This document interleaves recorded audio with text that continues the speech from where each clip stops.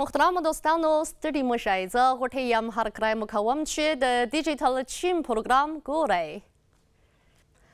چین له تیرو څو کلونو راهیسې د خلکو د تګ راتګ په اړه د لاريزو تدبیرونو د غوره په ګمرکونو کې د تصفیې د اسانتیاو د زیاتوالي او د مصرف او لګښت د امتیازاتو د پیاوړتیا لپاره کوښښونه کوي څو دغه هیواد د بهرنيانو سفرونه او سوداګریزي او اقتصادي همکاري او تګ راتګ پیاوړي شي.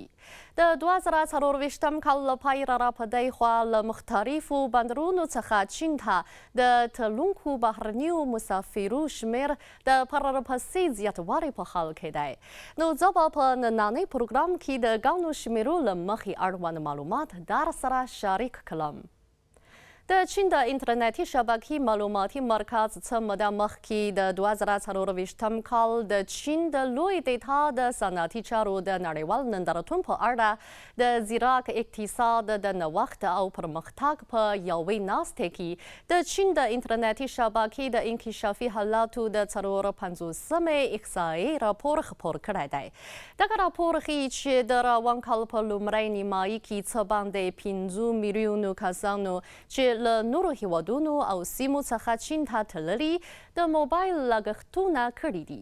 دغه شمېر د تیر 2023 کال د ورته شمېر په پرتله 4 چنده زیاتوالی ښیي.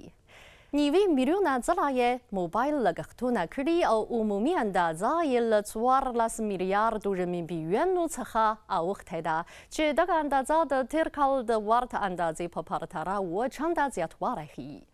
د معلوماتو له مخې د چین د دولتي شورا دفتر د 2024 کال په مارچ کې د لګښتي خدمتونو په ښه والي سره د لګښتي امتیازاتو د پیاوړتیا د نظر تر ونیول لاندې یو سند خپور کړی او وروسته تر دې د پوري چارو، کلتور او سیلانۍ، سوداګرۍ، ترافیک، ملکي هوایي چلند، اوسپنیزو لارو او روغتیا او طب په شمول ډېرو ساحو کې ځایي ادارو او څانګو د خوراک، استوګنځای، سفر، سیلانۍ، سوداګرۍ، تفریح او طب په برخو کې جدي تدبیرونه نیولي دي.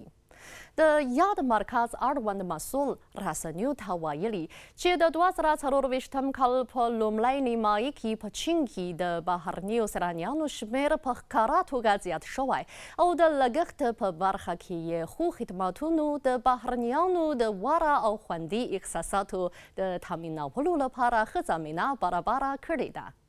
محترم دوستانو، نننی پروګرام په همدې ځای پای ته ورسید. ژوندي اوسئ.